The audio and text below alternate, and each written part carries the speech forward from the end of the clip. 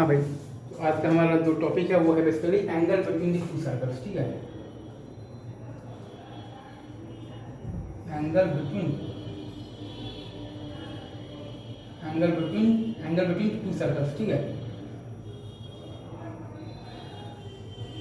तो दो सर्कल्स के बीच का एंगल जो डिफाइंड होता है वो डिफाइंड होता है बेसिकली पॉइंट ऑफ इंटरसेक्शन पे। दोनों सर्कल्स पर जो टेंजेंट्स डालेंगे तो वो टेंजेंट्स के बीच का एंगल, या फिर पॉइंट ऑफ इंटरसेक्शन पे दोनों सर्कल पे जो नॉर्मल डालेंगे तो वो नॉर्मल के बीच का एंगल। ठीक है, the angle between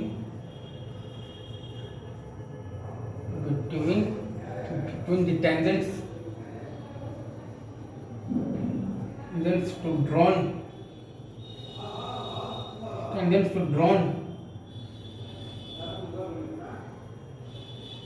the angle between the tangents drawn to the circles at the point of intersection of the circle। ठीक है ना, at the point of intersections of the circles। ठीक है ना,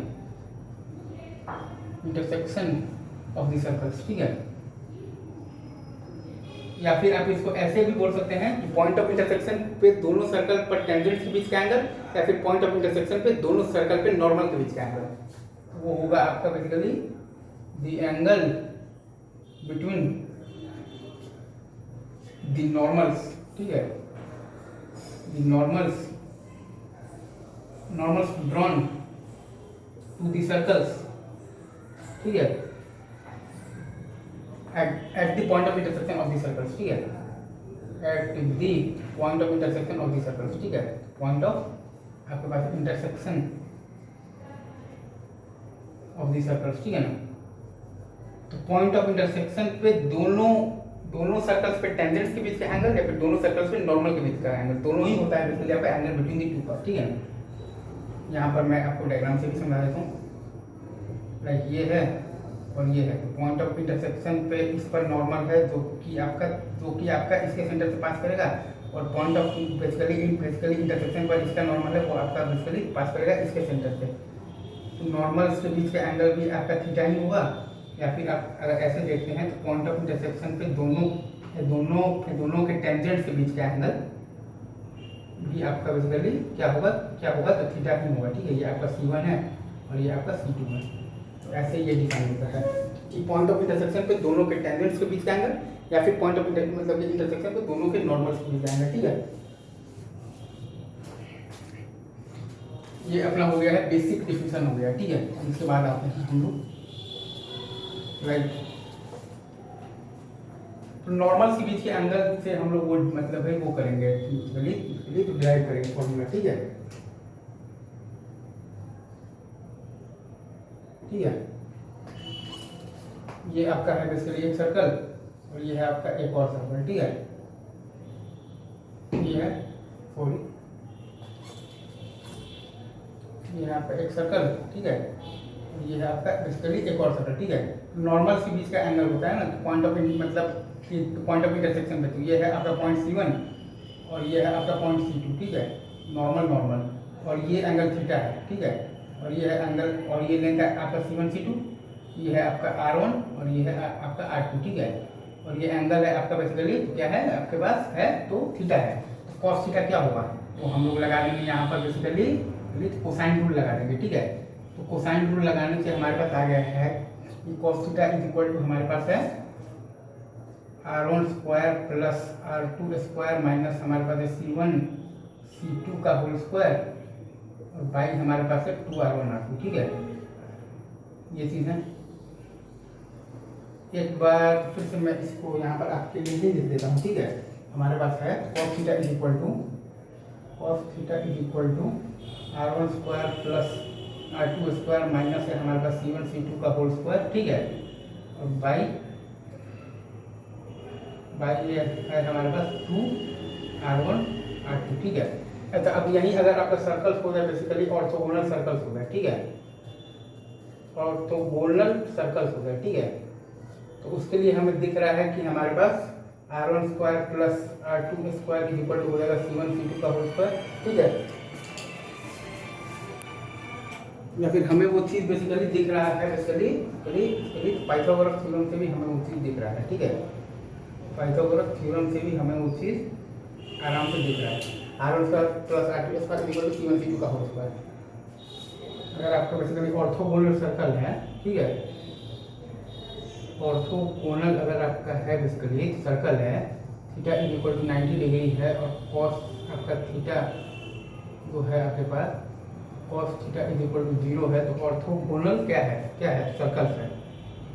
आपके पास थीटा 90 है ऑर्थोगोनल में और आपके पास जो कॉस थीटा है वो है आपके पास 0, तो आपके पास है basically R1 square plus R2 square is equal to C1 C2 का होल स्क्वायर, ठीक है। तो इसका जब आप यूज करेंगे ना और आपके पास जो दो सर्कल दिया हुआ है, एक मान लीजिए आपके पास है x square plus y square plus 2 times g1 x और प्लस है आपके पास 2 टाइम्स f1 y और plus c1 is equal to 0 और एक है आपके पास x square plus y square plus 2 times g2 x plus 2 times f2 y और plus c2 is equal to 0। तो इसमें जब आप लगाएंगे ना बेसिकली क्या लगाना है आपको, like R1 square plus R2 square is equal to C1 C2 का होल स्क्वायर, तो आपके पास आ जाएगा जो फाइनल रिजल्ट आता है वो होता है आपके पास 2 टाइम्स G1 G2 और प्लस होता है आपके पास F1 F2, ठीक है, इज इक्वल टू आता है आपके पास C1 और प्लस C2, ठीक है। ये रिजल्ट आपको याद रखना है। मैं आपको ये रिजल्ट एक बार अच्छे से लिख कर दे देता हूँ, ठीक है।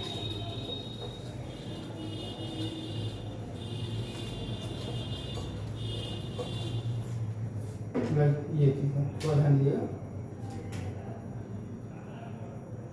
एक इक्वेशन है आपके पास ये plus 2 times g1 x plus 2 times f1 y और plus c1 is equal to 0, ठीक है। और दूसरा इक्वेशन है आपके पास ये like x square plus y square plus 2 times g2 x plus 2 times f2 y और plus c2 is equal to 0। इसमें जब आप ये लगाएंगे ना like R1 square plus R2 square is equal to C1 C2 का होल स्क्वायर, ठीक है, ठीक है।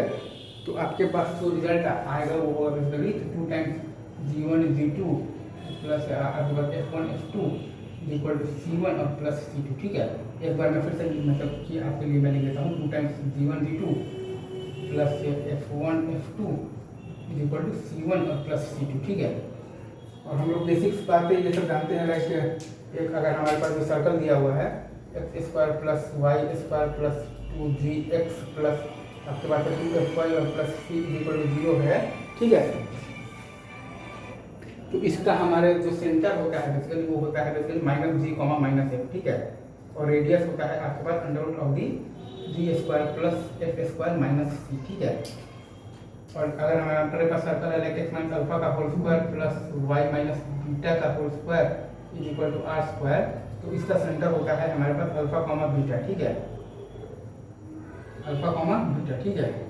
और बेसिकली इसका रेडियस होता है आर। तो इसको आप मतलब कि अगर हम लोग ऐसे लिखेंगे तो आ जाएगा एक्स प्लस जी का whole square plus Y plus F का whole square equal to G square plus F square minus C.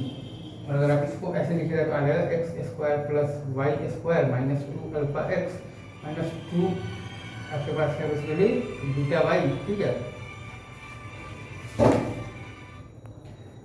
Minus 2 beta Y. और आपके पास है प्लस है G square plus F square minus C, है ना। तो माइनस तो alpha square plus beta square minus R square, ठीक है, R square is equal to 0। आप ऐसे लिख सकते हैं like X square plus Y square minus 2 alpha X minus 2 beta Y और plus alpha square plus beta square minus R square is equal to 0। या फिर आप ये लिखते हैं लाइक एक्स प्लस जी का whole square plus Y plus F का whole square equal to G square plus F square minus C, ठीक है। अभी हम लोग रखते हैं मतलब बेसिकली तो यहीं तक, बाकी बातें हम लोग करते हैं तो नेक्स्ट वीडियो, ठीक है। All the best.